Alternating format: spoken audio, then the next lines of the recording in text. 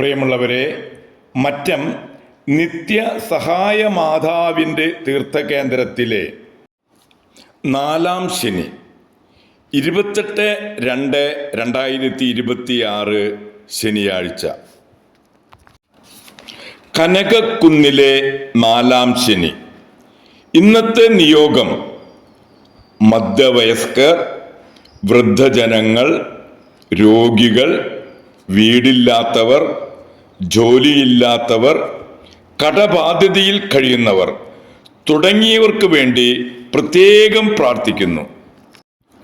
ഇന്നത്തെ ശുശ്രൂഷകൾ: 1000 മണി ജപമാല, സ്തുതി ആരാധന, വചനപ്രഘോഷണം, വിശുദ്ധ കുർബാന, സന്ദേശം, നേർച്ച ഭക്ഷണം. ഇന്നത്തെ വിശുദ്ധ കുർബാനയ്ക്കും സന്ദേശത്തിനും മറ്റം സെന്റ് തോമസ് ഫൊറോന വികാരി very reverend father doctor Francis Aloor മുഖ്യ കാർമ്മികത്വം വഹിക്കുന്നു. വചനം പങ്കുവയ്ക്കുന്നത് ആന്റണി ചിറമൽ. കനകക്കുന്നിലെ എല്ലാ ശുശ്രൂഷകളിലേക്കും എല്ലാവരെയും ഒരിക്കൽ കൂടി സ്വാഗതം ചെയ്യുന്നു.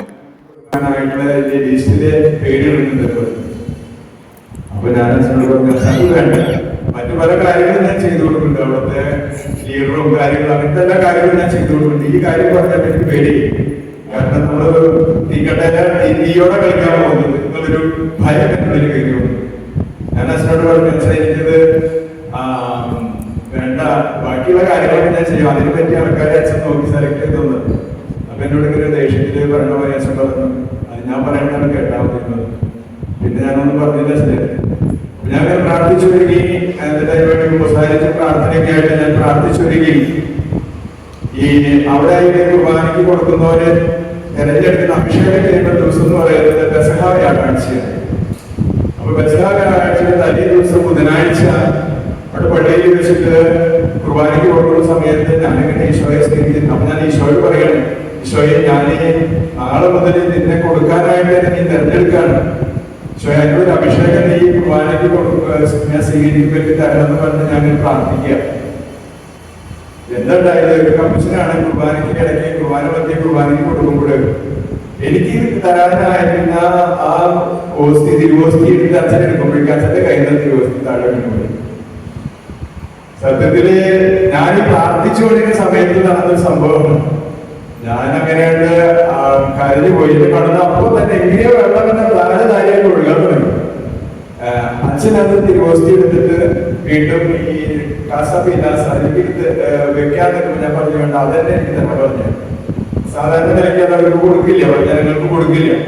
അപ്പൊ ഞാൻ അച്ഛനോട് പറഞ്ഞു, അച്ഛൻ അതന്നെ എനിക്ക് തരണം പറഞ്ഞു. അങ്ങനെ അച്ഛൻ അതന്നെ എടുത്ത് എനിക്ക് എന്റെ വായിലോത്സവം ഞാൻ സ്വീകരിച്ചു. അപ്പൊ ഞാൻ അന്നത്തെ രാത്രി മുഴുവൻ കരഞ്ഞു. നാളെ ഈശോയെ കൊടുക്കേണ്ട ദിവസമല്ലേ, എന്നെ തെരഞ്ഞെടുത്തിട്ടുണ്ട്, എന്തുകൊണ്ടാണ് സംഭവിച്ചതെന്ന് എനിക്കറിയില്ല. ഞാനിങ്ങനെ ഈശോയെ ചോദിച്ചു, ഈശോയെ എന്തുകൊണ്ടാണ് നീ എനിക്ക് എന്റെ വായിലേക്ക് വരാനുള്ള ഈ ഹോസ്റ്റലിൽ നിന്ന് എങ്ങനെ വീണ് പോയോ? എനിക്ക് വലിയ വിഷമായി.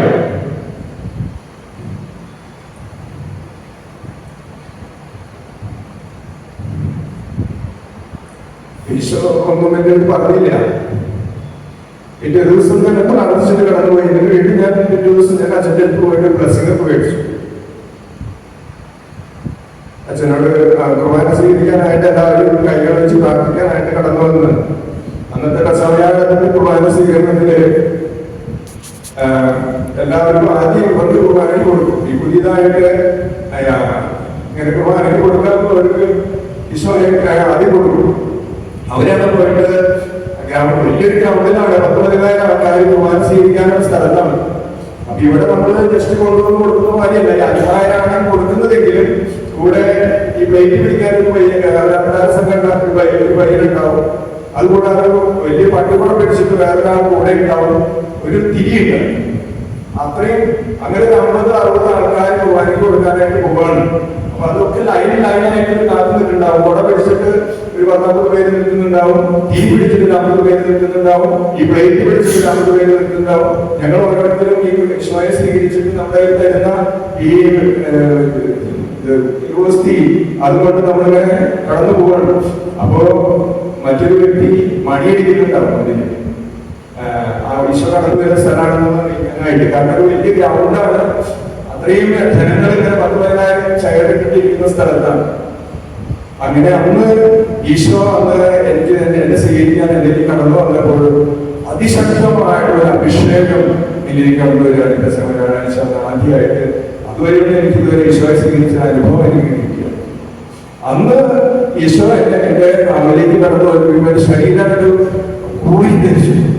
ഒരു തെരിഞ്ഞ തന്നെയല്ല, അതിശക്തമായിട്ടൊരു അഭിഷേകം. ഞാൻ പരിശുദ്ധമായ സുഗന്ധാഭിഷേകം എനിക്ക് കിട്ടാറുണ്ട്.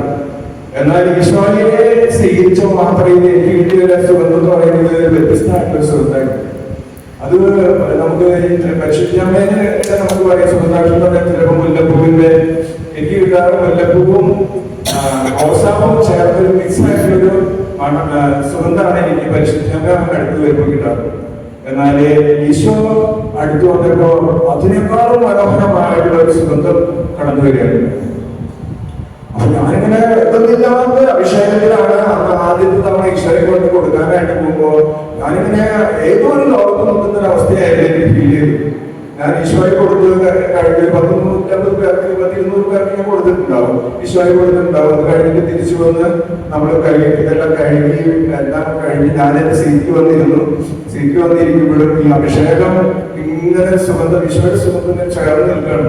എന്റെ ശരീരത്തിലുള്ള ഓരോരോ ഇങ്ങനെ രോഗഭൂകമ്പങ്ങൾ ഇങ്ങനെ എഴുതിയിട്ട് ഇങ്ങനെ നമുക്ക് കോരി ധരിച്ചൊരവസ്ഥ അത് വിട്ടു പോകുന്നില്ല. ഞാൻ എന്റെ തൊട്ടടുത്തിരിക്കുന്ന ഒരു സഹോദരൻ കൂട്ടുകാരൻ പോളുന്ന അദ്ദേഹം മലയാളിയാണ്.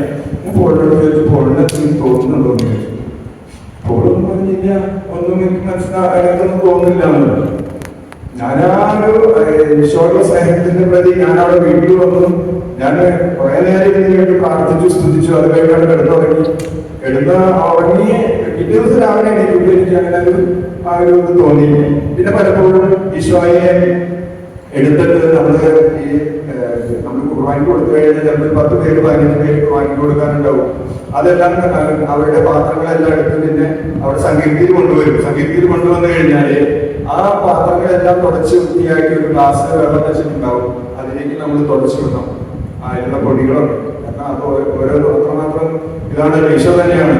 അത് നമ്മൾ ആ ഗ്ലാസ്സിലേക്ക് തുടച്ച് കഴിഞ്ഞിട്ട് അത് പൊടി വെക്കുമ്പോൾ അത് അച്ഛൻ കുർബാന കഴിഞ്ഞ് വന്നിട്ട് അതെടുത്ത് ഉൾക്കൊള്ളും.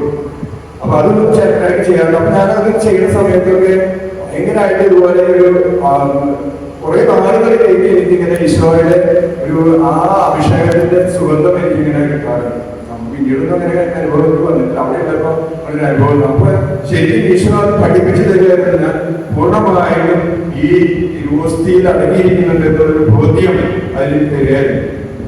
അപ്പൊ പിന്നീടൊക്കെ ഈശോയെ സ്വീകരിക്കുമ്പോഴും അല്ലെങ്കിൽ ഒരു കാര്യം ചെയ്യുമ്പോഴും അതിൻ്റെതായ ഒരു വിശുദ്ധിയിൽ സ്വീകരിക്കാനോ നമ്മൾ പരിശ്രമിക്കാറുണ്ട്. എല്ലാം കഴിഞ്ഞിട്ടല്ല, എന്നിരുന്നാലും അതിനൊക്കെ പരിശ്രമം കൊടുക്കാറുണ്ട്.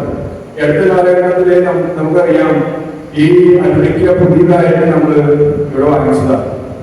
അപ്പൊ അതിനിടയിൽ ഞാനൊരു ദിവസം ഇങ്ങനെ ഇതിന്റെ നമ്മുടെ ഈ ഏതോ ശനിയാഴ്ചകൾ ആരാധനയ്ക്ക് എഴുന്നള്ളിച്ച് വെക്കുമ്പോൾ എന്നോട് പറയണം, ആ അരുണിക്ക മുന്നേ ഉണ്ടായിരുന്ന അരുണിക്ക തീരെ മോശമായിട്ടിരിക്കുക. കണ്ടില്ലേ, നീ എന്നെ വെക്കാനായിട്ട് എന്നെ ഉപയോഗിക്കാനായിട്ട് വെക്കുന്ന അരുണിക്ക് ആകെ താവ് പിടിച്ച് ഇങ്ങനെ മങ്ങിയിരിക്കുകയാണ്. അപ്പൊ എന്റെ ഉള്ളിൽ ഇങ്ങനെ പറയുന്നുണ്ട്, അതൊന്ന് മാറ്റണം.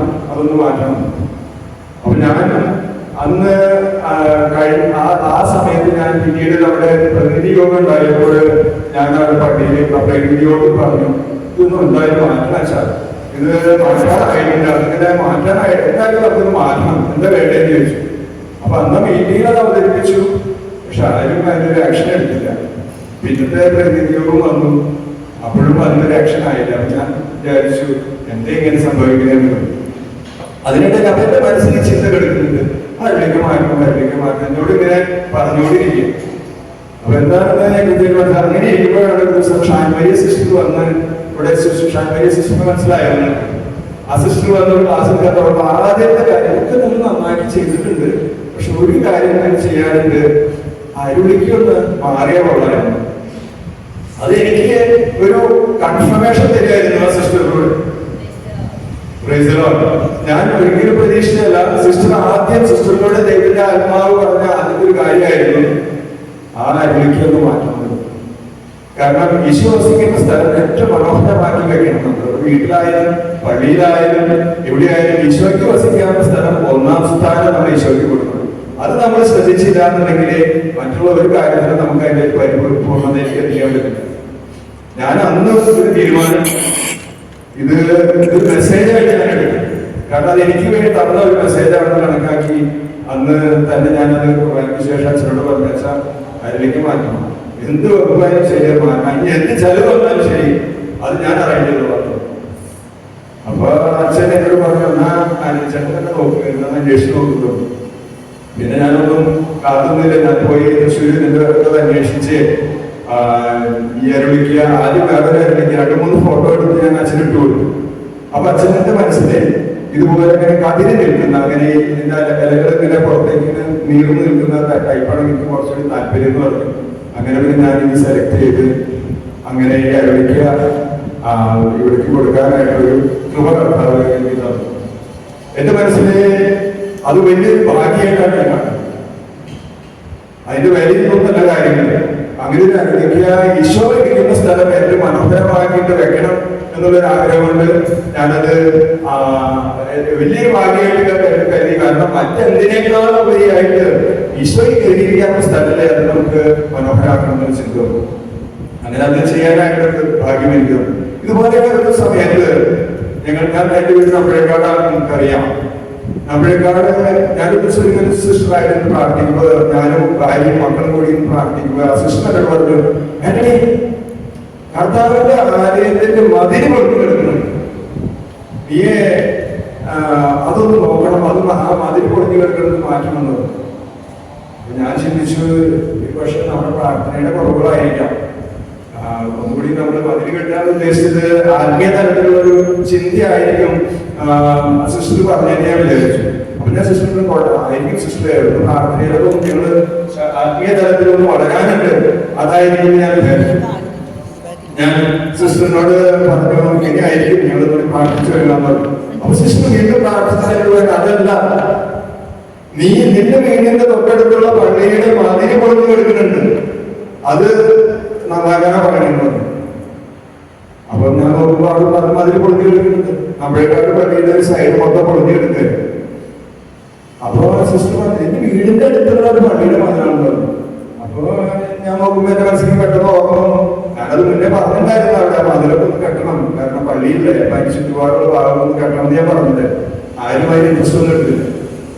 അപ്പൊ എനിക്ക് ബോധ്യം കിട്ടി, ഇതാ മതിൽ തന്നെയായിരുന്നു. ഞാൻ പറഞ്ഞു, അതിന് കൈകാരന്മാര് വേറെ ആൾക്കാരാണ്, ഞാൻ കൈകാരനായിരുന്ന കാലം അവിടെ കഴിഞ്ഞു പോയി, വേറെ ആൾക്കാരാണ് കഴിക്കുന്നവരുടെ പോലെ. ഞാൻ കൂട്ടായ്മയുടെ അല്ല, അവിടുത്തെ യൂണിറ്റിന്റെ ലീഡറും അല്ല. അല്ല, നിന്നോട് പോയി പറയാനാ പറയുന്നത്. നീ പോയിട്ട് അതിന്റെ ഉത്തരവാദിത്തത്തോട് പോയിട്ട് പറയും മതിൽ കെട്ടാൻ പറയുന്നത്. ഞാന് അപ്പൊ എനിക്ക് മനസ്സിലായി അത് തന്നെയാണ്. ഞാൻ അച്ഛൻ്റെ ആദ്യം പോയി പറഞ്ഞു, അച്ഛൻ സംഭവമുണ്ട്, ഇതൊരു മെസ്സേജ് സന്ദേശമാണ്. നമ്മളെക്കാട്ട് പള്ളിയുടെ മതിൽ പൊളിഞ്ഞു കിടക്കുന്നത് കെട്ടാനായിട്ട് ഈശോ പറയുന്നത്. അപ്പൊ നമുക്കത് പറയാം.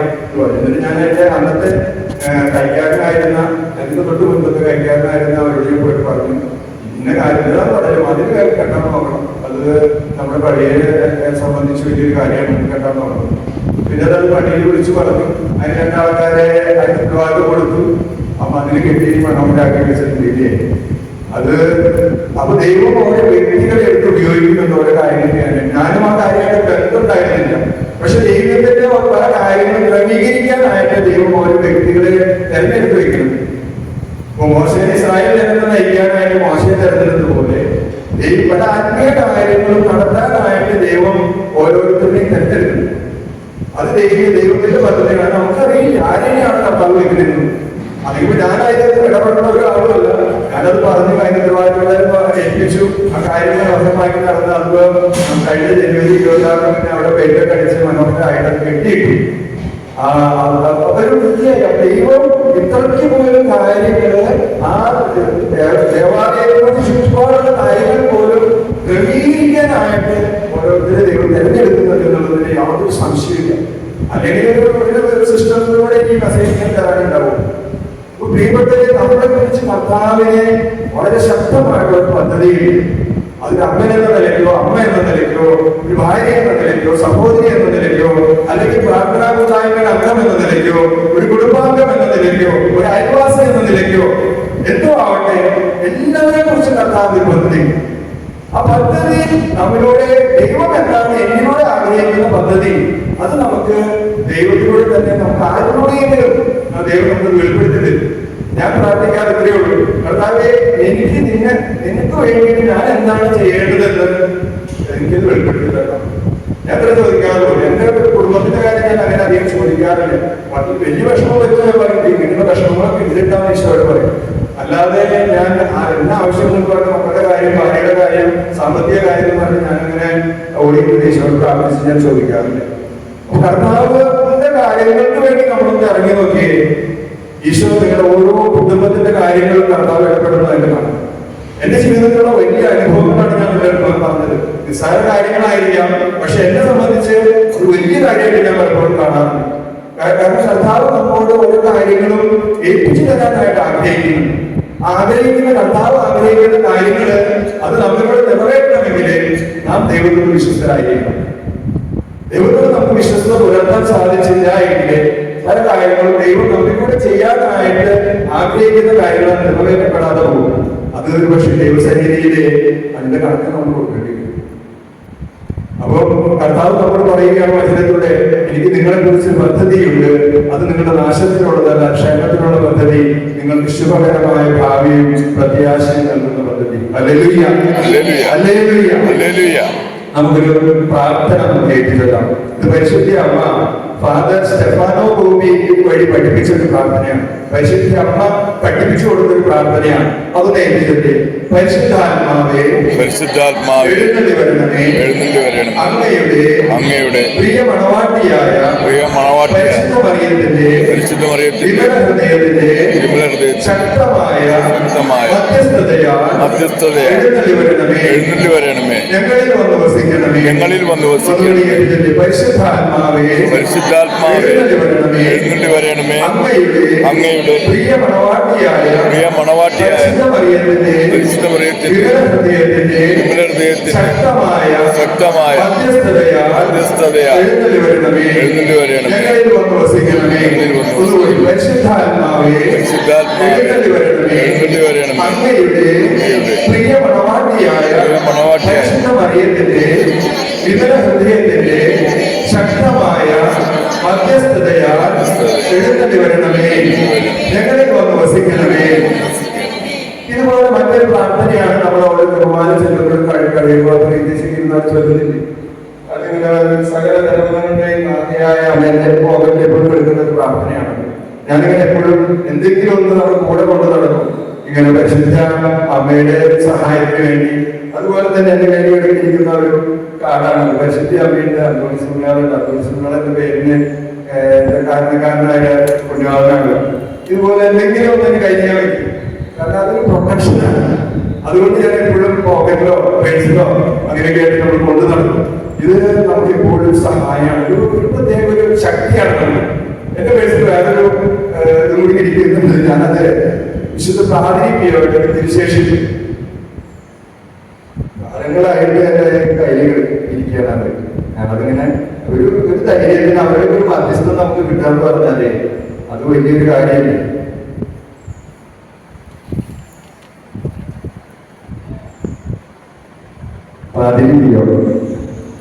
പാതിരിയോട് തിരുശേഷിപ്പാടിലെ ആ അദ്ദേഹത്തിന്റെ ഉടുപ്പിന്റെ കഷ്ണം അത് എനിക്കിതുപോലെ അവിടെ ഗൾഫിൽ വെച്ചിട്ട് കിട്ടിയതാണ്. പാതിരിയോട് അറിയാൻ അത്രമാത്രം ഈശോയുടെ പഞ്ചക്ഷതകള് ദൈവം കൊടുത്തിരിക്കുന്ന ഒരു വ്യക്തി. ജപമാല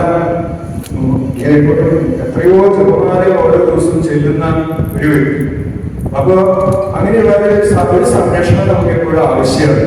അപ്പൊ ഇതിങ്ങനെ ഞാൻ എന്ത് ചെയ്തിങ്ങനെ കൈകപ്പെടുകയും വെള്ളം പോകട്ടെ എപ്പോ പോയാലും എന്തെങ്കിലും ഒന്നും ഉണ്ടാവും. മദർ തെരേസ ഇത് നമുക്ക് എപ്പോഴും നമുക്കൊരു സംരക്ഷണം നൽകുന്നതാണ്. പരിശുദ്ധ അമ്മയുടെ ആരുടെ ഒരു വിശുദ്ധന്റെ കൂടെ നമ്മുടെ ഒരു വിശുദ്ധന്റെ ബാധ്യസ്ഥ നമുക്ക് കിട്ടാന്ന് പറഞ്ഞാല് അല്ലെങ്കിൽ ഒരു വിശുദ്ധന്റെ ബാധ്യസ്ഥ നമുക്ക് കിട്ടാന്ന് പറയും നിസ്സാര കാര്യങ്ങളാണ്. പക്ഷെ എന്നെ സംബന്ധിച്ച് അത് വലിയൊരു കാര്യമായിട്ട് കാണുന്നത് കൊണ്ട് അത് ഞാൻ എപ്പോഴും ഷർട്ട് മാറിയപ്പോ ഇത് മറ്റേ വകുപ്പിക്കുന്നു. അത് ഈ ബാല്യയുടെ തീർച്ചയായിട്ടും ഞാൻ വർഷങ്ങളായി എന്റെ കാര്യം ഞാൻ സൂക്ഷിച്ചുകൊണ്ട് നടന്നു.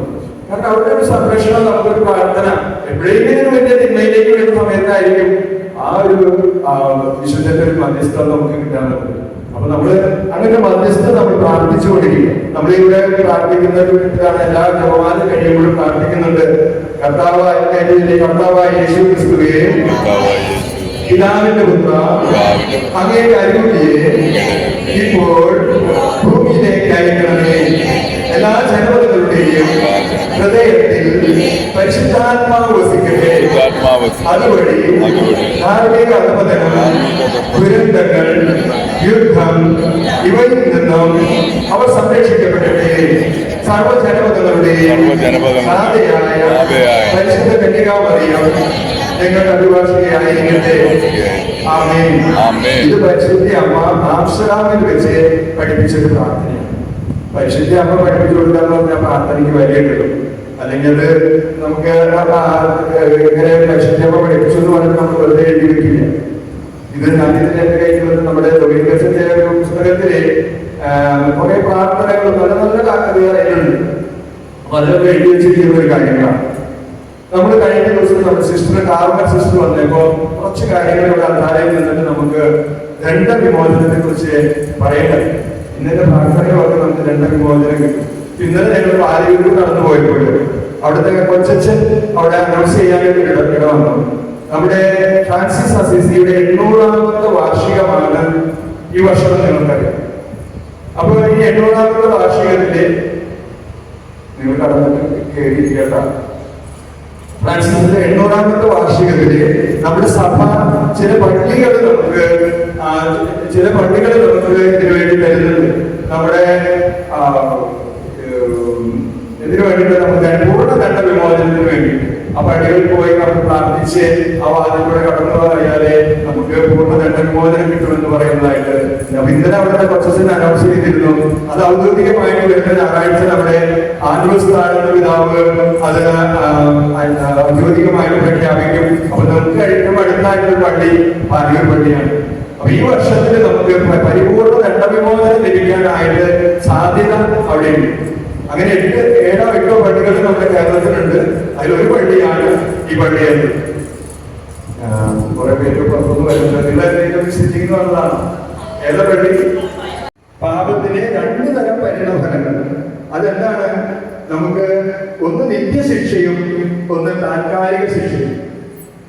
നിത്യശിക്ഷ എന്ന് പറയുന്നത് നമ്മൾ നരകത്തിലേക്ക് കടന്നു പോകുന്ന അവസ്ഥയാണ് നിത്യശിക്ഷ. താൽക്കാലിക ശിക്ഷ എന്ന് പറയുന്നത് അതിന് ഇംഗ്ലീഷിൽ പറയുമ്പോൾ ടെമ്പററി പനിഷ്മെന്റ് എന്ന് പറയും. താൽക്കാലികമായിട്ടൊരു ശിക്ഷ. നമ്മൾ ചെയ്ത തെറ്റുകൾക്ക് അതിന്റെ പ്രായശ്ചിത്തം നമ്മള് ആ തെറ്റിന് നമ്മളെ ശിക്ഷ തന്നെ നമ്മൾ പാപത്തോടെയാണ് നമ്മുടെ ഭൂമിയിലേക്ക് നമ്മൾ കടന്നു വരിക. എന്നാലും നമ്മള് കുഞ്ഞു കുട്ടിയായിരിക്കും 8 ദിവസം അല്ലെങ്കിൽ 10 ദിവസം 15 ദിവസമൊക്കെ ആവുന്ന സമയത്ത് നമ്മളോട്ട് പള്ളിയിൽ പോയിട്ട് മാമോദിസം നോക്കും. അത് കുഞ്ഞിന്റെ ബുദ്ധിക്ക് അനുസരിച്ചാണ് പോയി മാമോദിസം നോക്കുന്നത്. കുഞ്ഞിനെ അറിയുക അതിന്റെ കുട്ടിക്ക് അറിയില്ല. പക്ഷെ കുഞ്ഞിന്റെ അപ്പനമ്മയ്ക്കോ അല്ലെങ്കിൽ അപ്പാപ്പനമ്മയ്ക്കോ ബന്ധുക്കൾക്കൊക്കെ അറിയാം അവർ കുഞ്ഞിനെ മാമോദിസം നോക്കണം. അതിലെ സഭ നമ്മെ പഠിപ്പിക്കുന്നു. സഭയിലൂടെ നമ്മൾ ഈ കുഞ്ഞിനെ അവരുടെ അപ്പന്റെ അമ്മയുടെ വിശ്വാസം അനുസരിച്ച് അവരെ നമുക്ക് മാമോദിസം നോക്കുകയാണ് ചെയ്യുന്നത്. മാമോദിസയിലൂടെ നമ്മളിലേക്ക് കടന്നു വരുന്ന ഒത്തിരി ഫലങ്ങളുണ്ട്. മാമോദിസം നമ്മൾ സ്വീകരിക്കുമ്പോൾ നമ്മുടെ ജീവിതത്തിലേക്ക് കടന്നു വരുന്ന പല ഫലങ്ങളെ കുറിച്ച് നമുക്കറിയാം. ആ മാമോദിസയിലൂടെ നമ്മൾ ആദ്യമേ തന്നെ നമ്മുടെ ഉത്ഭവഭാവം പരിപൂർണമായിട്ടും എടുത്തു മാറ്റപ്പെടുക. അത് കൊച്ചു കുഞ്ഞെന്ന നിലയ്ക്ക് ആ കുഞ്ഞിൻ്റെതായ ഉത്ഭവഭാവം അത് ജനിക്കുമ്പോഴുള്ള ആ ഭാവം ആ കുഞ്ഞിന് പറഞ്ഞു കൊടുക്കും. ഇങ്ങനെ പറഞ്ഞു കഴിഞ്ഞാൽ അദ്ദേഹം അതിങ്ങനെ വിഷയം പഠിപ്പിച്ചുകൊണ്ടിരിക്കും. അപ്പൊ വെറുതെ ഈശോയുടെ അടുത്തിരിക്കണം. അത് ബൈബിൾ തുറക്കില്ല. ബൈബിൾ പഠിക്കുന്നുണ്ട്, അത് വേറെ കാര്യം. എന്നാല് നമ്മുടെ അടുത്ത് വചനം പറഞ്ഞു കഴിഞ്ഞാൽ പറഞ്ഞാൽ അദ്ദേഹം ബൈബിൾ പുസ്തകം തുറക്കില്ല. ഞാനിന്റെ ഒരു വചനം എന്ന് പറഞ്ഞു തുടങ്ങും. പിന്നെ നമ്മൾ ആ സമയത്ത് ബൈബിൾ എടുത്ത് ഓടിയിട്ട് ഏതാ അടുത്ത പേജ് എങ്ങനെയാണ് നമ്മൾ തപ്പുമ്പോൾ അദ്ദേഹം അത് നമുക്ക് വളരെ കൂളായിട്ട് കാണാൻ പാടാം, ഒരക്ഷരം പോലും തെറ്റാത്ത രീതിയിലാണ് ആ വചനം എടുത്ത് പറയുന്നുണ്ടാവും. പ്രിയപ്പെട്ടവരെ, അപ്പൊ ഞാൻ മനസ്സിലാക്കുന്നത് നമ്മുടെ ഇതൊന്നും നമ്മൾ പഠിച്ച തലയിൽ കയറുന്ന കാര്യങ്ങളല്ല ഈ വചനം എന്ന് പറഞ്ഞത്. ഈശോ പഠിപ്പിച്ചാൽ മാത്രമേ നമുക്കത് നമ്മുടെ നിലനിൽക്കുള്ളൂ. പ്രത്യേകിച്ച് വചനം. മറ്റു പല കാര്യങ്ങളും നമ്മൾ അറിവിന്റെ തലത്തിൽ പലതും നമുക്ക് പഠിച്ച് ഡോക്ടറാവാൻ അല്ലെങ്കിൽ എഞ്ചിനീയർ ആവാൻ പലതും പഠിച്ച് നമ്മൾ വെക്കുന്നുണ്ടാവും. എന്നാൽ ദൈവത്തിന്റെ വചനം അങ്ങനെയല്ല. അത് നമ്മുടെ ബുദ്ധിയിൽ കേട്ടേണ്ട കാര്യങ്ങളല്ല. കാരണം അത് നമ്മുടെ ഹൃദയത്തിന്റെ ആഴങ്ങളിലേക്ക് കൊണ്ടുവരേണ്ടതാണ് ഈ വചനം. ആ വചനം നമ്മൾ ആത്മാർത്ഥമായിട്ട് പഠിക്കണമെങ്കിൽ നമ്മൾ തമ്പുരാന്റെ സന്നിധിയിൽ ഇരുന്നാൽ നമുക്ക് ദൈവം നമ്മെ അത് പഠിപ്പിക്കും. നമ്മൾ മാമോദീസയുടെ ഫലങ്ങളെ കുറിച്ച് പറഞ്ഞു. നമ്മൾ ക്രിസ്തുവിനോട് ഐക്യപ്പെടാനായിട്ട് കിട്ടുന്ന ഒരു പ്രകാശയാണ് മാമോദീസ. ആദ്യത്തെ ഫലം ഞാൻ പറഞ്ഞു, പാപത്തിൽ നിന്ന് നമുക്ക് പരിപൂർണമായിട്ടുള്ള മോചനം ലഭിക്കുന്നുണ്ട്. രണ്ടാമതായിട്ട് ദൈവമക്കളാകാനുള്ള സ്വാതന്ത്ര്യം. ഞാൻ അതിന്റെ ഉദാഹരണമൊക്കെ ഞാൻ പറഞ്ഞു, ഫ്രാൻസിസ് അസിസിയുടെ കാര്യങ്ങളോട് ഞാൻ പറഞ്ഞു. മൂന്നാമത് ക്രിസ്തുവിനെ അയോടായിട്ട് നമ്മൾ ഐക്യപ്പെടുകയാണ് നമ്മൾ ചെയ്യുന്നത്. എന്താണ് നമ്മൾ ക്രിസ്തുവിനോട് ഐക്യപ്പെടുക? റോമക്കാർക്ക് എഴുതിയ ലേഖനത്തിലെ 6-ാം അധ്യായത്തിന്റെ 3 മുതൽ 5 വരെയുള്ള വാക്യങ്ങൾ നമ്മളൊന്ന് വായിക്കാം. ആരെയും കാര്യത്തിന്റെ പുസ്തകം എടുത്തിട്ടുണ്ടെങ്കിൽ പെട്ടെന്ന് നിങ്ങൾക്ക് വായിക്കാൻ പറ്റുമെങ്കിൽ നിങ്ങൾ വായിക്കാം, അതല്ലെങ്കിൽ ഞാൻ വായിക്കാം. യേശുക്രിസ്തുവിനോട് ഐക്യപ്പെടാൻ ജ്ഞാനസ്നാനം സ്വീകരിച്ച നാം എല്ലാവരും അവന്റെ മരണത്തോട് ഐക്യപ്പെടാനാണ് ജ്ഞാനസ്നാനം സ്വീകരിച്ചതെന്ന് നിങ്ങൾക്ക് അറിഞ്ഞുകൂടി. അങ്ങനെ അവന്റെ മരണത്തോട് നമ്മെ ഐക്യപ്പെടുത്തിയ ജ്ഞാനസ്നാനത്താൽ നാം അവനോടൊത്ത് സംസ്കരിക്കപ്പെട്ടു. മരിച്ചതിന് ശേഷം പിതാവിന്റെ മഹത്വത്തിൽ ഉയർത്തെഴുന്നേറ്റതുപോലെ നാമും പുതിയ ജീവിതം നയിക്കേണ്ടതിനാണ് അവനോടൊത്ത് സംസ്കരിക്കപ്പെട്ടത്. അവന്റെ മരണത്തിന് സദൃശമായ ഒരു മരണത്തിൽ നാം അവനോട് ഐക്യപ്പെട്ടവരായെങ്കിൽ അവന്റെ പുനരുദ്ധാനത്തിന് സദൃശമായ ഒരു പുനരുദ്ധാനത്തിലും നമ്മൾ അവനോട് ഐക്യപ്പെട്ടവരായിരിക്കും. ഇത് മാമോദിസയെ കുറിച്ച് പറയുമ്പോൾ അതിന്റെ ഫലത്തെ കുറിച്ചാണ് ഇവിടെ നമ്മുടെ പൗലോസ് നമ്മൾ പറഞ്ഞു മനസ്സിലാക്കി തരുന്നത്. റോമാക്കാർക്ക് എഴുതിയ ലേഖനത്തിൽ 6-ാം അധ്യായത്തിലെ 3 മുതൽ 5 വരെയുള്ള വാക്യങ്ങളിൽ യേശു ക്രിസ്തുവിനോട് ഐക്യപ്പെടാൻ ജ്ഞാനസ്നാനം സ്വീകരിച്ച നാം എല്ലാവരും അവന്റെ മരണത്തോട് ഐക്യപ്പെടാനാണ് നമ്മൾ സ്നാനം സ്വീകരിച്ചതെന്ന് നിങ്ങൾക്ക് അറിഞ്ഞുകൂടെ. ഈശോ എന്തിനു വേണ്ടി മരിച്ചത്? ഈശോ എന്തിനു വേണ്ടിയിട്ടാണ് മരിച്ചത്? നമ്മുടെ രക്ഷയ്ക്ക് വേണ്ടി, നമ്മുടെ പാപങ്ങൾക്ക് വേണ്ടി, അല്ലെ? അപ്പൊ നമ്മളും ഈ അതിൽ നിന്നും നമ്മൾ ഉയർത്തെഴുന്നേൽക്കുന്ന ഒരു അവസ്ഥയാണ്. അതിന് സൂചകമായിട്ടാണ് ഈ വെള്ളമൊഴിച്ചിട്ട് നമ്മൾ ഈ മാമോദിസ നമ്മൾ സ്വീകരിക്കുന്നത്. പ്രിയപ്പെട്ടവരെ, ഇവിടെ പൗലോസ് വളരെ വ്യക്തമായിട്ട് പറയണം, നമ്മള് അങ്ങനെ അവന്റെ മരണത്തോട് നാം ഐക്യപ്പെടുത്തിയ ജ്ഞാനസ്നാനത്താൽ നാം അവനോടൊന്ന് സംസ്കരിക്കപ്പെട്ടു. ക്രിസ്തു മരിച്ചതിന് ശേഷം പിതാവിന്റെ മഹത്വത്തിൽ ഉയർത്തെഴുന്നേറ്റതുപോലെ നാമും പുതിയ ജീവിതം നയിക്കേണ്ടതിനാണ് അവനോടൊന്ന് സംസ്കരിക്കപ്പെട്ടത്. അവന്റെ മരണത്തിന് സദൃശമായ ഒരു മരണത്തിൽ നാം അവനോട് ഐക്യപ്പെട്ടവരായെങ്കിൽ അവന്റെ പുനരുദ്ധാനത്തിന് സദൃശമായ ഒരു പുനരുദ്ധാനത്തിലും നമ്മൾ അവനോട് ഐക്യപ്പെട്ടവരായിരിക്കും. ഹല്ലേലൂയ. അപ്പൊ നമ്മൾ സ്വീകരിക്കുന്ന ഓരോ കൂദാശകൾക്കും അതിൻ്റെതായ അർത്ഥമുണ്ട്. ഇത്രയും പ്രായമായിട്ട് ഒരുപക്ഷെ നമ്മൾ അതൊന്നും മനസ്സിലാക്കി വെക്കാൻ നമ്മൾ എന്തുകൊണ്ടാണ് ഞാനിങ്ങനെ ചിന്തിക്കാറുണ്ട്, എന്തുകൊണ്ടാണ് നമ്മുടെ പള്ളികളിലും അല്ലെങ്കിൽ നമുക്കിതൊന്നും കൃത്യമായിട്ടൊന്നും പറഞ്ഞ് മനസ്സിലാക്കി നമുക്ക് പറഞ്ഞു തരാത്തതേ ഉണ്ട്. ആവശ്യമുള്ള കാര്യങ്ങൾ നമുക്ക് പലതും നമുക്ക് പഠിപ്പിച്ചു തരുന്നില്ല. കാറ്റഗിസം തരുന്നുണ്ട്, ഇതൊക്കെ തരുന്നു. 10ാം ക്ലാസ് വരെ പഠിച്ചാണെങ്കിൽ ACC ഒക്കെ പഠിച്ചാൽ കുട്ടികളോട് പോലും എന്തെങ്കിലും ഇങ്ങനെയുള്ള കാര്യങ്ങളെ കുറിച്ച് നമ്മൾ സ്വീകരിക്കുന്ന ഉദാശകളെ കുറിച്ച് എന്തെങ്കിലും ചോദിച്ചു കഴിഞ്ഞാല് വട്ടം പൂജയായിരിക്കും. നമുക്ക് പഠിക്കാനുള്ള സാഹചര്യം കിട്ടുന്നില്ല. അതാരും നമുക്ക് പഠിപ്പിച്ചു തരുന്നില്ല. ഒന്നില്ലെങ്കിൽ നമ്മുടെ കുർബാനകളിലൂടെയോ പ്രസംഗത്തിലൂടെയോ ഏതെങ്കിലും ഒരു വിഷയത്തെ കുറിച്ച് കുറച്ചെങ്കിലും ഒരു ആഴമായിട്ടൊരു ബോധ്യം നമുക്ക് കിട്ടിയിരുന്നുവെങ്കിലേ ഇന്ന് പലരും ഒരു പക്ഷേ ദൈവത്തിൽ നിന്ന് അകലാതെ ആ പിടിച്ചു നിൽക്കാനായിട്ടെങ്കിലും പരിശ്രമിച്ചേനെ എന്ന് ഞാൻ ആഗ്രഹിക്കാൻ ചിന്തിച്ചു പോകുക. ഈ കുദാശയുടെ അർത്ഥം നമ്മൾ മനസ്സിലാക്കാത്തത് കൊണ്ടുണ്ടാകുന്ന സംഭവമാണ്. അങ്ങനെ നമ്മൾ ക്രിസ്തുവിനോട് ഐക്യപ്പെട്ട് ഉയർപ്പിന്റെ ആധാരത്തിൽ ജീവിക്കുവാനായിട്ട് സ്വീകരിച്ച മാമോദീസ നമ്മെ സഹായിക്കുന്നുണ്ട്. ക്രിസ്തു മരിച്ച ഉയർത്തെഴുന്നേറ്റത് പോലെ തന്നെ നമ്മൾ മാമോദിസ സ്വീകരിക്കുന്ന ഒരു വ്യക്തി ആ കുദാശകളിലൂടെ നമ്മളും മരിച്ച് ക്രിസ്തുവിനോടൊപ്പം മരിച്ച് വീണ്ടും ക്രിസ്തുവിനോടൊപ്പം ഉയർത്തെഴുന്നേൽക്കുന്ന ഒരു കൃപ നമുക്ക് ഈ കുദാശയിലൂടെ നമുക്ക് ലഭിക്കുന്നുണ്ട്. അടുത്തൊരു ഫലമാണ് ക്രിസ്തുവിനെ നമ്മൾ ധരിക്കുക. ക്രിസ്തുവിനെ നമുക്ക് ധരിക്കാൻ പറ്റും. മാമോദിസയുടെ ഫലത്തിലുള്ള കാര്യമാണ് പറയുന്നത്. നമ്മൾ ക്രിസ്തുവിനെ ധരിച്ചിരിക്കുന്നു എന്ന് എവിടെയെങ്കിലും നമുക്ക് നമ്മുടെ വചനത്തിൽ ഇതെങ്കിലും എഴുതി വെച്ചിട്ടുണ്ടോ എന്ന് നമുക്ക് നോക്കാം. ഗലാത്യക്കാർക്ക് എഴുതിയ ലേഖനത്തിലെ 3-ാം അധ്യായത്തിലെ 27-ാമത്തെ തിരുവചനം നമുക്ക് എടുക്കാം.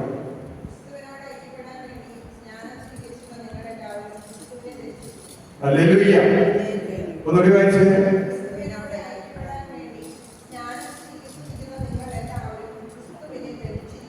ഓക്കെ, നമ്മളൊന്ന് നോക്കിയേ. ക്രിസ്തുവിനോട് ഐക്യപ്പെടാൻ വേണ്ടിയിട്ട് ജ്ഞാനസ്നാനം സ്വീകരിച്ച വ്യക്തികളൊക്കെ, കാരണം ക്രിസ്തു സഭയാകുന്ന സഭയുടെ ശിരസാണ് ക്രിസ്തു. അപ്പൊ നമ്മള് ഈ മാമോദിസ സ്വീകരിക്കുമ്പോൾ മാമോദിസയിലൂടെ നമ്മൾ ക്രിസ്തുവിനെ ധരിക്കുകയാണ് പറയുന്നത്, നമ്മൾ പഠിപ്പിക്കുന്നത്. CCC നമ്മൾ പറഞ്ഞു തരുന്നുണ്ട് 1827 ക്രിസ്തുവിനെ ഞാൻ ധരിച്ചിരിക്കുന്നുവെന്നും ക്രിസ്തു എന്നെ പൊതിഞ്ഞിരിക്കുന്നു എന്നുള്ള ഒരു അവബോധം ഒരാൾക്ക് നൽകുന്ന ഔന്നത്യം എത്രയോ ഉന്നതമാണ്. ക്രിസ്തു എന്നെ ധരിച്ചിരിക്കുക. എന്തൊക്കെ ധരിക്കുക എന്ന് പറഞ്ഞു കഴിഞ്ഞാൽ, നിങ്ങൾക്ക് എന്തെങ്കിലും ധരിച്ചിട്ടുണ്ടോ? എന്താ ധരിച്ചിരിക്കുന്നത്? വസ്ത്രം ധരിച്ചിട്ടുണ്ട്. അതുകൊണ്ടാണ് നിങ്ങളോട് വന്നിരിക്കുന്നത്. എനിക്ക് നമുക്ക് ഇവിടെ വന്നിരിക്കാൻ പറ്റില്ല. വസ്ത്രം ധരിച്ചപ്പോൾ നമുക്ക് അതൊരു മറയാണ്, നമ്മളെ പൊതിഞ്ഞിരിക്കുകയാണ്. വസ്ത്രം നമ്മൾ പൊതിഞ്ഞിരിക്കുമ്പോൾ നമ്മൾ ധൈര്യമായിട്ട് ജനങ്ങളുടെ ഉള്ളിലേക്ക് കടന്നു വന്നിട്ട് നമ്മൾ നിൽക്കുന്നുണ്ട്. അങ്ങനെയെങ്കിൽ നമ്മൾ ക്രിസ്തുവിനെ ധരിച്ചു എന്നൊരു ബോധ്യം, നമുക്ക് യഥാർത്ഥ ബോധ്യത്തിലേക്ക് നമ്മൾ കടന്നു വന്നു കഴിഞ്ഞാൽ എന്തായിരിക്കും? ക്രിസ്തു, അതായത് പൗലോസ്ലീഹ പറയുന്നത്, ഞാനല്ല മറ്റൊരു ക്രിസ്തുവാണ് ഞാൻ ജീവിക്കുന്നത്. ക്രിസ്തു എന്നെ ജീവിക്കുന്ന പരിപൂർണ്ണ ബോധ്യം എന്നിൽ കടന്നു വന്നു കഴിഞ്ഞാല് നമ്മൾ പല കാര്യങ്ങളിൽ നിന്ന് നമ്മളൊന്ന് വിട്ടു നിൽക്കും. കാരണം ക്രിസ്തു ചെയ്ത കാര്യങ്ങളോട് ചേർന്ന് നിൽക്കാനായിട്ട് നമ്മൾ പരിശ്രമിക്കും. ക്രിസ്തു ഈ ലോകത്തിൽ അപ്രകാരം ജീവിച്ചു എന്നത് മനസ്സിലാക്കി അതിനനുസരിച്ച് ജീവിക്കാൻ നമ്മൾ പരിശ്രമിക്കും. ക്രിസ്തുവിനെ കൂടെ നിർത്താനായിട്ട് നമ്മൾ പരിശ്രമിക്കും. ക്രിസ്തു നമുക്ക് കാണിച്ചു തന്ന മാതൃകയിലൂടെ മാത്രം ചരിക്കാനായിട്ട് നമ്മൾ പരിശ്രമിക്കും. ക്രിസ്തുവിനെ ഞാൻ ധരിച്ചിരിക്കുന്നുവെന്ന് പൗലോസ്ലീഹ അതുകൊണ്ടാണ് മറ്റെല്ലാം ഒഴിവാക്കിയിട്ട് ഈ ലോക ജീവിതം മുഴുവൻ ഉച്ഛിഷ്ടം പോലെ കണ്ടുകൊണ്ട് ഞാനെല്ലാം ക്രിസ്തുവാണ് എന്നെ ജീവിക്കുന്നതെന്ന് സഭയോട് സമൂഹത്തോട് വിളിച്ചു പറയാനായിട്ടുള്ള ആ ചങ്കൂറ്റം കാണിച്ചത് എന്തുകൊണ്ടാണെന്നറിയോ? ക്രിസ്തു എന്നെ ധരിച്ചിരിക്കുന്നു. പ്രിയപ്പെട്ടവരെ, നമ്മൾ കണ്ടിട്ടുണ്ട് ഒരു വൈദികൻ ഒരു പാന്റ് സാധാരണ ഡ്രസ് ഇട്ടിട്ട് പുറത്തിറങ്ങിയാൽ നമുക്ക് എന്തെങ്കിലും തോന്നുന്നു? നമുക്ക് എന്തെങ്കിലും അതിനോട് കൂടുതൽ ബഹുമാനം തോന്നാറുണ്ട്? ഇല്ല. എന്താ കാരണം? സാധാരണ മനുഷ്യൻ. പക്ഷെ അദ്ദേഹം നല്ല ഉടുപ്പൊക്കെ ഇട്ടിട്ട് പുറത്തിറങ്ങുമ്പോ ക്രിസ്ത്യൻസ് ആയിട്ടുള്ള നമുക്ക് അതിൻ്റെതായ ഒരു ബഹുമാനം കിട്ടാറുണ്ട്. അദ്ദേഹത്തിന് കിട്ടും, നമ്മളും കൊടുക്കാറില്ലേ? എന്താ കാരണം? വൈദികനാണെന്ന് മനസ്സിലായി. അദ്ദേഹം ഒരു സഭയിലെ അംഗമാണ്, അതുപോലെ തന്നെ ഒരു പ്രധാനപ്പെട്ട വ്യക്തിയാണെന്നുള്ളത് കൊണ്ടാണ്. അങ്ങനെയെങ്കിൽ അദ്ദേഹം ഒരു ഉടുപ്പ് ധരിച്ചപ്പോൾ, സഭയുടെ ഒരു ഉടുപ്പ്, ഒരു ഔദ്യോഗികമായിട്ടുള്ള ഒരു ഡ്രസ് ധരിച്ചപ്പോൾ നമുക്കൊരു റെസ്പെക്ട് കൊടുക്കാൻ സാധിക്കുന്നുണ്ടെങ്കിൽ, ഞാനെന്ന വ്യക്തി ക്രിസ്തുവിനെ ധരിച്ചു എന്ന് വലിയ ബോധ്യത്തോടു കൂടി നമുക്ക് മുന്നോട്ട് ഇറങ്ങുമ്പോൾ നമുക്ക് എപ്രകാരമായിരിക്കും നമ്മുടെ ഉള്ളിനുള്ളിൽ? പക്ഷെ മറ്റുള്ളവർക്ക് കാണാൻ സാധിക്കില്ല. മറ്റുള്ളവരെ, എന്നെ കാണുന്നവൻ ആരെ കാണണം? ക്രിസ്തുവിനെ കാണാൻ സാധിക്കണം. അത് നമ്മുടെ പ്രവൃത്തിയിലൂടെയും നമ്മുടെ പെരുമാറ്റത്തിലൂടെയും മറ്റുള്ളവർക്ക് കാണാൻ സാധിക്കും. ഈ നമ്മൾ ക്രിസ്തുവിനെ ധരിച്ചിരിക്കുന്നു എന്നുള്ള ബോധ്യം നമ്മളിലേക്ക് ആഴത്തിൽ പതിഞ്ഞിട്ടുണ്ടെങ്കിൽ നമ്മൾ പല പാപപ്രവർത്തനങ്ങളിലേക്ക് നമ്മൾ പോകാനായിട്ട് ഇടവരും. ആ ബോധ്യം നമുക്ക് കിട്ടാത്തതുകൊണ്ടാണ് മാമോദിസ ഉദാശയിലൂടെ ഈ ഒരു കാര്യം ഞാൻ ക്രിസ്തുവിനെയാണ് ധരിച്ചിരിക്കുന്നത് എന്നുള്ള ഒരു പൂർണ്ണമായിട്ടൊരു ബോധ്യം എന്നിൽ വന്നിട്ടുണ്ടെങ്കിൽ ഞാൻ പല തെറ്റുകളിൽ എനിക്ക് അടിച്ചു പൊളിക്കൊന്നും പോകാൻ സാധ്യതയില്ല. നമ്മൾ വിചാരിക്കും ഇതാണ് ഏറ്റവും ഈ ലോകത്തിൽ കാണുന്ന ഏറ്റവും നല്ലത് എന്നെയാണ്, ഞാൻ അതിനൊക്കെ കീഴടക്കണം. ഇവിടുന്ന് നിന്ന് കഴിഞ്ഞാൽ നമ്മളിപ്പോ ഇന്ത്യയിലെ സ്ഥലങ്ങളൊക്കെ, ടൂറിസ്റ്റ് സ്ഥലങ്ങളൊക്കെ സന്ദർശിച്ചു. അത് കഴിഞ്ഞ് ഞാൻ വേൾഡ് ടൂറിന് പോയി, അവിടെയൊക്കെ പോയി. പക്ഷെ നമുക്ക് ഈ ക്രിസ്തുവിലൂടെ കിട്ടുന്ന സ്നേഹം, ആ ഇതൊന്നും ആനന്ദം നമുക്ക് ഇവിടെ ഒന്നും കിട്ടില്ല. നിങ്ങൾ നോക്കിക്കോ, എത്ര ടൂറ് പോയി നമ്മള് ലോകത്തിന്റെ കീഴടക്കിയിട്ട് ഞാനിതൊക്കെ കണ്ടു, ലോകരാജ്യങ്ങൾ മുഴുവൻ കണ്ടു എന്ന് പറഞ്ഞാൽ ഉള്ളിന്റെ ഉള്ളില് ഇത് കിടക്കുന്നില്ലെങ്കിൽ ദൈവത്തിന്റെ സ്നേഹം, ആ സന്തോഷം കിടക്കുന്നില്ല. എന്തൊക്കെ കാര്യം!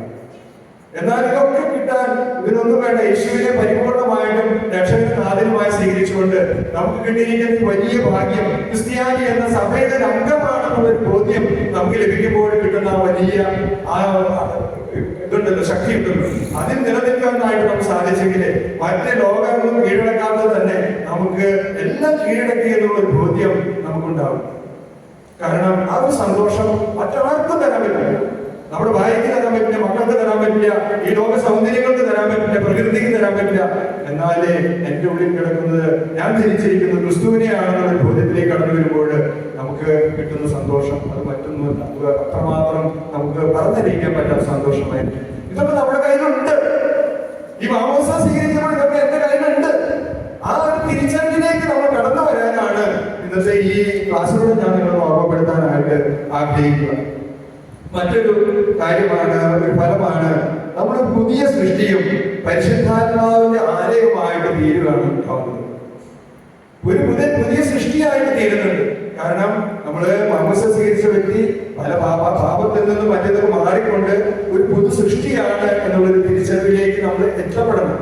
അപ്പോഴാണ് നമുക്ക് അതിന്റെ യഥാർത്ഥമായിട്ടുള്ള ആ ഫലം അനുഭവിക്കാനായിട്ട് സാധിക്കുള്ളൂ. ഇവിടെ നമ്മുടെ സഭയിലെ, നമ്മുടെ കത്തോലിക്ക സഭയുടെ CCC 1765 CCC എന്താണെന്ന് മനസ്സിലായ? എന്താ? കത്തോലിക്ക സഭയുടെ ബൈബിള് കഴിഞ്ഞാൽ പിന്നെ നമുക്ക് ഏറ്റവും പ്രധാനപ്പെട്ട ഒരു ബുക്കാണ് കത്തോലിക്ക സഭയുടെ മതബോധന ഗ്രന്ഥം. ആ മതബോധന ഗ്രന്ഥം നമുക്ക് എപ്പോഴെങ്കിലും വാങ്ങി നമ്മൾ വായിക്കുന്നത് വളരെ നല്ലതാണ്. അത് നമ്മുടെ ബൈബിളിലെ പല കാര്യങ്ങളും നമുക്ക് മനസ്സിലാവാത്ത പല കാര്യങ്ങളും കൂടുതലായിട്ട് ആഴത്തിൽ മനസ്സിലാക്കി തരുന്നത് ആ CCCയിലൂടെയാണ്. അപ്പൊ നമ്മുടെ വീട്ടിലൊരു ബൈബിള് ഓരോരുത്തർക്കും വേണം. നമ്മുടെ വീട്ടിൽ 4 ആളുണ്ടെങ്കിൽ 4 പേർക്കും ബൈബിള് വേണം. കാരണം ഞാൻ വായിക്കുന്ന കാര്യങ്ങൾ, എന്നോട് കർത്താവ് സംസാരിക്കുന്ന കാര്യങ്ങൾ ആയിരിക്കില്ല എന്റെ ഭാര്യയോട് കർത്താവ് സംസാരിക്കും. എന്റെ ഭാര്യയോട് സംസാരിക്കുന്ന കാര്യങ്ങളായിരിക്കില്ല എന്റെ മകളോട് കർത്താവ് സംസാരിക്കും. ഓരോ വ്യക്തികളോട് ദൈവം സംസാരിക്കുന്നത് വ്യത്യസ്തമായിട്ടാണ്. അതുകൊണ്ടാണ് നിങ്ങൾ പട്ടായലച്ചന്റെ അടുത്ത് പോകുമ്പോഴും ഡൊമിനിക്കച്ചന്റെ അടുത്ത് പോകുമ്പോഴും ഇവിടെ വെല്ലിച്ചിന്റെ അടുത്ത് പോകുമ്പോഴും മറ്റേ ദാനിയേലിന്റെ അടുത്ത് പോകുമ്പോഴും വ്യത്യസ്തങ്ങളായിട്ടുള്ള ടോക്കുകൾ കേൾക്കാൻ ഇടവരുന്നത് അല്ലേ? കാരണം ഒരേ രീതിയിലാണ് സംസാരിച്ചെങ്കിൽ നമുക്ക് ഒരേ അർത്ഥത്തിൽ തന്നെ നമ്മോട് ദൈവം സംസാരിച്ചുകൊണ്ടിരിക്കുക. അല്ല, അങ്ങനത്തെ വ്യക്തിയോട് കർത്താവ് സംസാരിക്കാനായിട്ട് അതിന് വ്യത്യസ്ത തലങ്ങളുണ്ട്. ആ വ്യക്തിയോട് കർത്താവ് എന്താണ് സംസാരിക്കേണ്ടതെങ്കിൽ ആ കാര്യങ്ങൾ മാത്രമേ ദൈവം ആ വ്യക്തിയോട് സംസാരിക്കുള്ളൂ. അതുകൊണ്ട് തന്നെ നമ്മൾ എടുത്തു വെക്കുന്ന നമ്മുടെ ബൈബിളിൽ ഞാൻ മാർക്ക് ചെയ്യുന്ന പല കാര്യങ്ങളുണ്ടാവും. നമുക്ക് സംസാരിക്കുന്ന പല കാര്യങ്ങളുണ്ട്. കാര്യങ്ങൾ കർത്താവ് നമ്മോട് പ്രകാരം നമ്മൾ സംസാരിക്കും. ആ സംസാരിക്കുന്നത് ഞാനെന്ന എന്റെ വ്യക്തിപരമായിട്ടുള്ള ബൈബിളിൽ ഞാൻ മാർക്ക് ചെയ്ത് വെക്കണം. പിന്നീട് എപ്പോഴേക്ക് എടുത്തു നോക്കുമ്പോൾ അതിന് കണക്റ്റഡ് ആയിട്ടുള്ള കാര്യങ്ങളായിരിക്കും നമുക്ക് കിട്ടിക്കൊണ്ടിരിക്കും. അപ്പൊ നമ്മൾ വീട്ടിൽ ഒരു പക്ഷെ നമ്മുടെ പ്രാർത്ഥന വെക്കുന്ന സ്ഥലത്ത് ഒരു പക്ഷെ ഒരു ബൈബിൾ കോമൺ ആയിട്ടുണ്ടാവും. എന്നാൽ അത് വിട്ട് എന്റെ പേഴ്സണൽ ആയിട്ടൊരു ബൈബിൾ എനിക്ക് ഉണ്ടാവണം. എന്റെ ഭാര്യയ്ക്ക് ഒരു സെപ്പറേറ്റ് ബൈബിൾ ഉണ്ടാവണം. എന്റെ മകനും മകൾക്കും സെപ്പറേറ്റ് ബൈബിൾ ഉണ്ടായിരിക്കണം. കാരണം ഇത് നമ്മളോടൊക്കെ കർത്താവ് സംസാരിക്കുന്നത് വ്യത്യസ്തങ്ങളായിട്ടാണ്. അപ്പൊ അതുകൊണ്ട് തന്നെ നമ്മുടേതായിട്ടൊരു ബൈബിള് എടുത്ത് മാറ്റി വെക്കേണ്ടത് വളരെ അത്യന്താപേക്ഷിതമാണ്. നമ്മൾ ധ്യാനിച്ച് പ്രാർത്ഥിച്ച് ബൈബിൾ എടുത്ത് വായിക്കുമ്പോൾ കർത്താവ് നമ്മോട് സംസാരിക്കുന്ന കാര്യങ്ങളുണ്ട്. ആ കാര്യങ്ങൾ എന്നോട് മാത്രമാണ് കർത്താവ് സംസാരിക്കാനായിട്ട് ആഗ്രഹിക്കുക. എനിക്ക് മാത്രം വെളിപ്പെടുത്തി തരാനായിട്ട് ആഗ്രഹിക്കുന്ന കാര്യങ്ങളുണ്ട്. അപ്പൊ അതുകൊണ്ട് തന്നെ നമുക്ക് പേഴ്സണലായിട്ട് ഒരു ബൈബിൾ ഉണ്ടായിരിക്കേണ്ടത് വളരെ അത്യന്താപേക്ഷിതമാണ്. പുതിയ സൃഷ്ടിയും പരിശുദ്ധത്തിന് ഞാൻ ഉദാഹരണമായിട്ട് നിങ്ങൾക്ക് 1-2 വചനങ്ങൾ ഞാൻ നിങ്ങൾക്കൊന്ന് പറഞ്ഞു തരാം. അതിലെ ആദ്യത്തെ വചനം 2 കൊറിന്തോസ് ഗലാത്യക്കാർക്ക് എഴുതിയ ലേഖനത്തിലെ 5 മുതൽ 4-ാം അധ്യായത്തിൽ 5 മുതൽ 7 വരെയുള്ള വാക്യങ്ങളൊന്നും എടുത്തേ. ഗലാത്യക്കാർക്ക്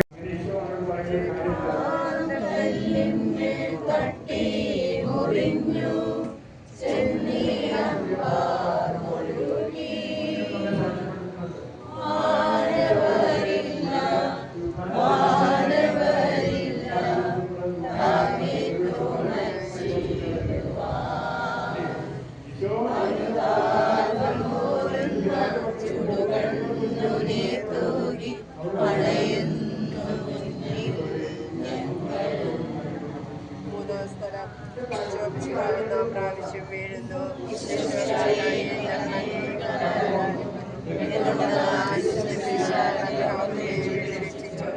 കല്ലുകൾ നിറഞ്ഞ വഴി ഭാരമുള്ള കുരിച്ച് ക്ഷീണിച്ച ശരീരം നിറയ്ക്കുന്ന കാലുകൾ അഗ്നിമുഖം കുത്തി നിരത്തി വീഴുന്നു. ഞാൻ സഞ്ചരിക്കുന്ന വഴികളിൽ അവർ എനിക്ക് മുന്നിൽ വെച്ചു. എന്നെ അറിയുന്നവർ ആരുമില്ല. എന്നാല് മറ്റു സ്ഥലങ്ങളിൽ ഒരു മാമോദിസ സ്വീകരിച്ച ഒരു വ്യക്തി ക്രിസ്ത്യാനി എന്ന നിലയ്ക്ക് അവനെ അവിടെ പീഡനം സഹിക്കുന്നുണ്ടെങ്കിൽ ഇങ്ങനെ നമ്മൾ ഈ വർഷം മുതൽ അതിന് പ്രത്യേകം ഇതിനു വേണ്ടി തയ്യാറാക്കിയിട്ട് നമ്മൾ തുടങ്ങിയിരിക്കുകയാണ്. അപ്പൊ ഇവരോടൊക്കെ എപ്പോഴെങ്കിലൊക്കെ വന്ന് മാതാവിന്റെ സന്നിധിയിൽ നിത്യസഹായ മാതാവിന്റെ ഈ പള്ളിയിലൊക്കെ വന്ന് പ്രാർത്ഥിച്ച് കടന്നു പോകാനായിട്ട് ഒരു അവസരമുണ്ട്. ഒരു ദിവസത്തെ ധ്യാനത്തിലൊക്കെ ഒന്ന് പങ്കെടുക്കാം. ഇനി കൂടുതൽ സാധിക്കുമെങ്കിൽ ഒരു ഏഴാഴ്ച നേരത്തെ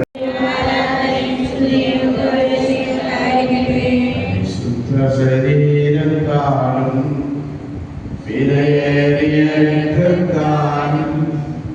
പാപത്തിൻ കരകളിൽ മധ്യനു നീ മോചനമേകി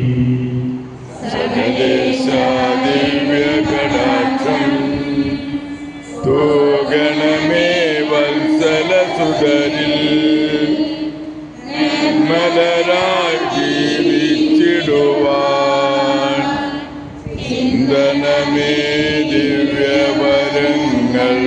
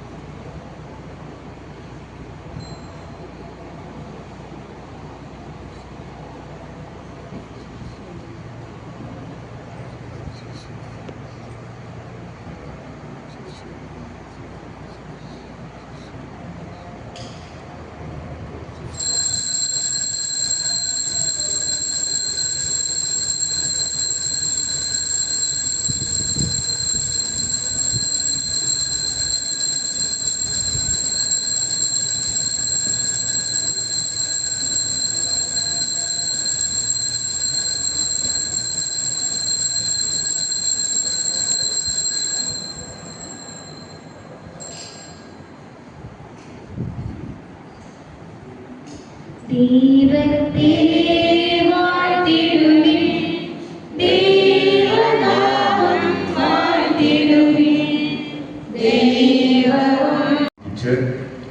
ബാക്കിയുള്ള പ്രത്യേകിച്ച് ശനിയാഴ്ചയിലെ എല്ലാ ശുശ്രൂഷകളും കൂടുതൽ ഫലപ്രദമായി തീരുവാൻ, അനുഗ്രഹപ്രദമായി തീരുവാൻ, ധാരാളം മക്കൾക്ക് അനുഗ്രഹത്തിൻ്റെ അവസരമായി തീരാനും കൃപ കണ്ടെത്താനും ഇവിടേക്ക് കടന്നു വരാനും ഈ കുന്നിന് മുകളിൽ ധാരാളം ദൈവാനുഗ്രഹം കഴിഞ്ഞൊഴുകുന്ന ഇടമായി തീരാനും വേണ്ടി ആഗ്രഹിച്ച് പ്രാർത്ഥിച്ചുകൊണ്ട് ഈ ബലി അർപ്പിക്കാം. കർത്താവിൻ്റെ കാൽവരിയിൽ വലിയ സമൃദ്ധമായ അനുഗ്രഹങ്ങൾ ആ ബലിയിൽ നിന്ന് ഉയരുന്ന എല്ലാ കൃപകളും നമ്മുടെ ഈ സ്ഥലത്ത് ഇഷ്ടംപോലെ കർത്താവ് ഒഴിക്കട്ടെ എന്ന് പ്രാർത്ഥിക്കാം. നമ്മുടെ എല്ലാ നിയമങ്ങളും സമർപ്പിച്ചുകൊണ്ട് പിതാവിൻ്റെയും പുത്രൻ്റെയും പരിശുദ്ധാത്മാവിൻ്റെയും നാമത്തിൽ തിരുനാളിൽ കർത്താവരുളിയ കൽപ്പന പോ തിരുനാമത്തിൽ ചേർന്നിടാം, ഒരുമയോടെ ബലിയർപ്പിക്കാം.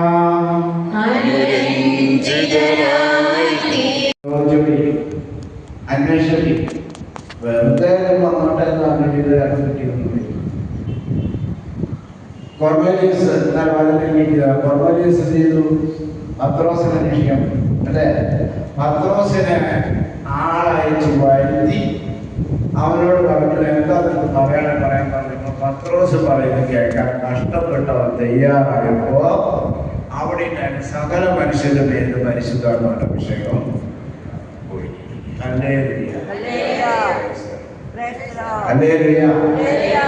ഒന്നുകൂടി അപ്പൊ വെറുതെ പരിശുദ്ധാത്മാവിനെ കിട്ടുന്ന വിചാരിക്കും.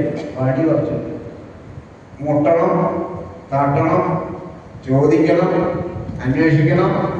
അങ്ങനെ കുറെ പണിയെടുത്ത് കുറെ ബുദ്ധി താഴ്ത്തി താഴേക്ക് അവിടെ ചെന്ന് കഴിയുമ്പോൾ ഓരോ കുട്ടികളുള്ളൂ. പിന്നെ പിടിച്ചാൽ പറ്റില്ല. അപ്പൊ കർത്താവിന് നമ്മിൽ നിന്ന് ധാരാളം കുറവ് മറ്റുള്ളവരിലേക്ക് ഉള്ളൂ. ആരെങ്കിലും എണ്ണം കുറയോ? ഇനി ശനിയാഴ്ചകളിൽ കുറയോ ഉണ്ടല്ലോ. അടുത്ത ഏജിണ്ടാവില്ലാതാണ്. ഒരാഴ്ച കൊണ്ട് വേണം കോരാൻ പറ്റുന്ന വിചാരിച്ചാൽ ഒറ്റാണ് കിട്ടില്ല. അതാണ് നമ്മുടെ ഒരു പ്രത്യേകത. ഒറ്റ ദിവസം കൊണ്ട് കിട്ടണം. അത് കുറേ ആൾക്കാർ കർത്താവിനായിട്ട് താല്പര്യം ചോദിച്ചു വന്നു, ഒറ്റ ദിവസം കൊണ്ട് കിട്ടാൻ വേണ്ടി വന്നവരുണ്ട്. പിന്നെ നോക്കുമ്പോൾ അവരൊന്നും കാണാൻ ഞാൻ എൻ്റെ ദിവസമായിട്ടാണ് ദിവസമായിട്ട് 85 വയസ്സ് കഴിഞ്ഞിട്ട് ദിവസമായിട്ടുണ്ട്. അപ്പോൾ 85 വയസ്സ് കഴിഞ്ഞിട്ട് ഇപ്പോഴും വന്നിരിക്കുകയാണ്, സംശയമില്ല. ആ ഓർമ്മ പോട്ടെ, അതൊന്നും വിഷയമുള്ള കാര്യം. ഇത് പരിശുദ്ധാത്മാവ് മതി, നമുക്ക് പച്ചവെള്ളം നമുക്ക് ആവശ്യമില്ല, അതൊന്നും കുറച്ച്. അപ്പൊ അതുകൊണ്ട് ജീവജലത്തിന്റെ ഉറവ കിട്ടണമെങ്കിൽ നമ്മൾ വ്യക്തിപരമായി നല്ലോണം തമ്പരാനെടുത്ത് മണിക്കൂറുകൾ ഇഷ്ടം പോലെ ഇരുന്ന് കുത്തി ഇരിക്കുമ്പോൾ ഒരു ദിവസം പൊട്ടി. നിങ്ങൾ ഈ പരിശുദ്ധാത്മാവിന്റെ അഭിഷേകത്തിനെ കുറിച്ച് ഡാനിയലച്ചൻ അന്തപുസ്തകം നമ്മുടെ കരിസ്മാറ്റിക് മൂവ്മെന്റ് തുടങ്ങിയതിനെ കുറിച്ച് പറഞ്ഞ് നിങ്ങൾ കേട്ടിട്ടുണ്ടോ? അങ്ങനെ കേട്ടിട്ടുണ്ട്. ഓ, കേൾക്കണ്ട, മനോഹരമായിട്ട്. അതായത് അമേരിക്കയിൽ അങ്ങോട്ടുണ്ടായിരുന്ന ഏതോ ഒരു യൂണിവേഴ്സിറ്റിയിലെ കുറേയേറെ ചെറുപ്പക്കാര്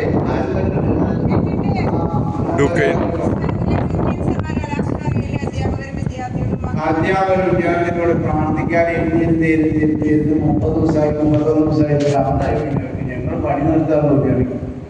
പിന്നെ നിർത്തണ്ടെന്ന് വിചാരിച്ചിട്ട് അവര് കുറെ കഴിഞ്ഞപ്പോൾ അവസാനിപ്പിക്കുക ഒരു ഗുണം കാണാൻ. രാത്രി പകലിരുന്ന് പ്രാർത്ഥന, മാസം പിടി പ്രാർത്ഥന, ഇത് എൻ്റെ ക്യാമ്പസ് ചെയ്തിട്ട് എന്നിട്ട് വെട്ടിക്ക് തലയ്ക്ക് പ്രാർത്ഥനയായിട്ട് ആൾക്കാർ ഒരു ഭാരമില്ലാതെ വിളിച്ചിരിക്കുമ്പോൾ ഒരു രാത്രിയിൽ പ്രാർത്ഥന നടക്കുമ്പോൾ പരിശുദ്ധാത്മാവിന്റെ അഭിഷേകം ഒഴുകിയാണ്. എത്ര ദിവസം ഇരുന്നിട്ട് 10, 30, 35 എപ്പോഴും വരുന്നറിയില്ല. നടപടി പുസ്തകത്തിൽ നമ്മൾ കണ്ടിട്ടുണ്ട്. സ്ത്രീയന്മാരും ശിഷ്യന്മാരും കൂടിയിട്ട് എത്ര ദിവസമായിരുന്നു നമുക്ക് വല്ല ഐഡിയ ഇല്ല. മാതാവിന് കൂടി ഇരുന്നത് ഒരു ഐഡിയ ഇല്ല. രാത്രി പകല് ഇരുന്ന് വിളിച്ച് പരിശുദ്ധാത്മാവ് വരന്ന് വിളിച്ചു. അപ്പൊ ഒരു കൊടുക്കാറ്റടിക്കും. അപ്പൊ അതുകൊണ്ട് ഇതിന്റെ മുകളിൽ കാറ്റുകൾ അടിക്കുന്ന പരിശുദ്ധാത്മാവിടെ അടിക്കണം വരെ ചെയ്യണം. നമ്മൾ ഇരുന്ന് വിളിക്കണം, കിണർ കുത്തിക്കൊണ്ടേയിരിക്കും, വിട്ടുവീഴ്ച കൂടാതെ വന്നുകൊണ്ടിരിക്കും. നന്നായി പ്രാർത്ഥിക്കും. ക്ഷീണത്തിൽ വരുന്നവർക്ക് ആരോഗ്യം കുഴപ്പമില്ല. അപ്പൊ അവരൊക്കെ ഇത് നനഞ്ഞ കാര്യം നീട്ടിക്കൊക്കെ ഇരുന്ന് ഒരു കുഴപ്പമില്ല. ഇരുന്ന് വിളിക്കണം. അഭിഷേകം ഉണ്ടാവോ? ഇന്ന് നല്ലൊരു കഴിയോടുകൂടി പരിശുദ്ധാത്മാവിന്റെ അഭിഷേകം നമ്മുടെ മലമുകളിൽ ഒഴുകി ഇറങ്ങുന്നത് വരെ നമ്മൾ ഒരുമിച്ചിരുന്ന് വിളിക്കും. ഹല്ലേലൂയ. ഇത് സഹിയോൻ മാളിക.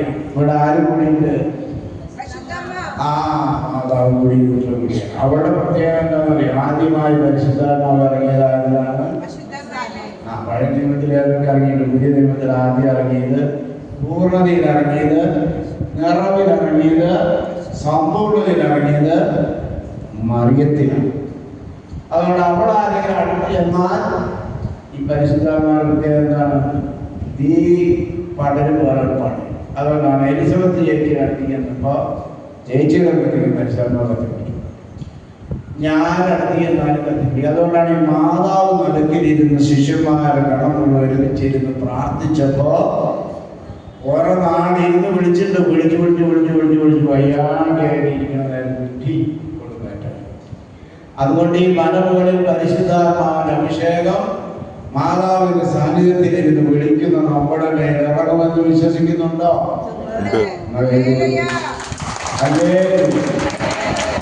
ഇവിടെ ധാരാളം മക്കൾക്ക് പരിശുദ്ധാത്മാവിന്റെ അഭിഷേകം കിട്ടുമെന്ന് വിശ്വസിക്കട്ട. അതിനുള്ള തുടക്കക്കാരായി ഒരു സംശയം കേട്ടോ. ആ ഒരു പ്രാർത്ഥനയോട് കൂടിയിട്ട് വിട്ടുവീഴ്ച കൂടാതെ നമുക്ക് പ്രാർത്ഥിക്കാൻ തീരുമാനം അപേക്ഷിക്കാം. ഈശോയുടെ അനുഗ്രഹിക്കും. ഞാൻ നിൽക്കാൻ വരെ പറ്റാതെ ഒന്നെങ്കിൽ പറഞ്ഞതാണ്. യേശുവേ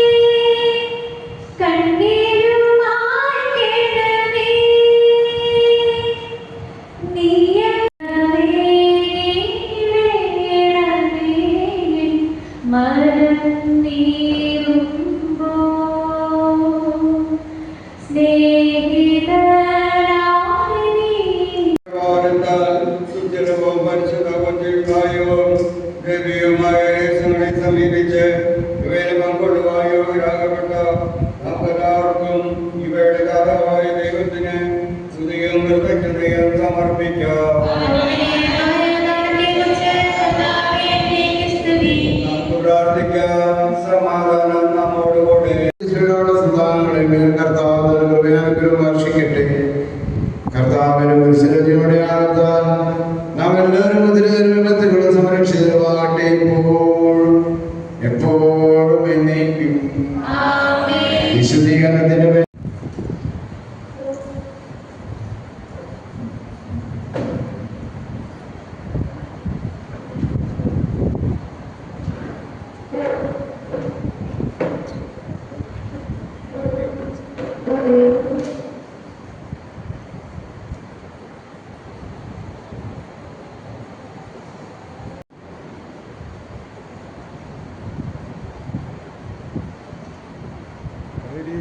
പരിശുദ്ധാത്മാവേ ശക്തി പകർന്നിടണേ, പരിശുദ്ധാത്മാവേ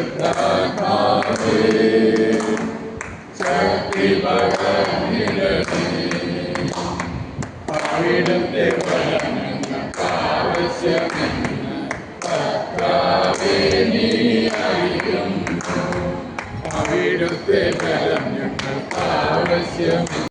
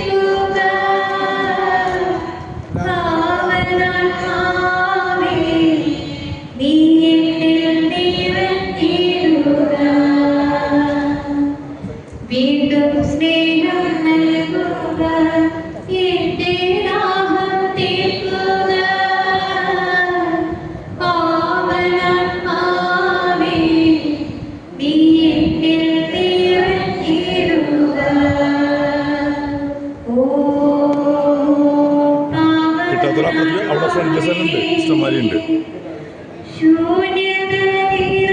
അങ്ങോട്ട് ചെല്ലേ.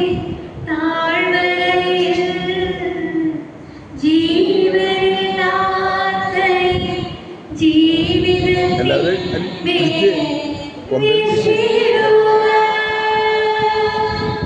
വീണ്ടും ജീവനേകുക, വീണ്ടും ശക്തിയേകുക, പാവനാത്മാവേ നീ എന്നിൽ നിറഞ്ഞിടുക.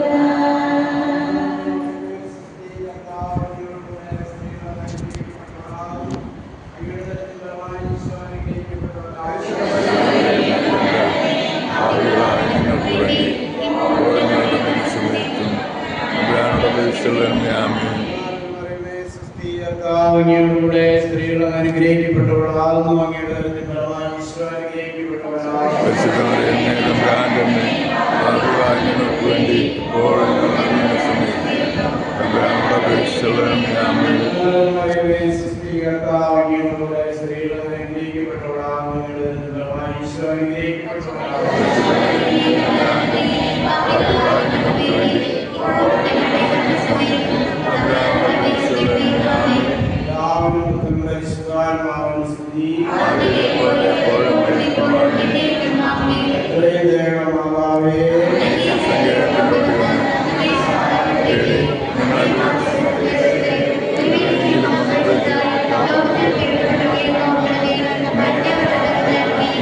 Amen.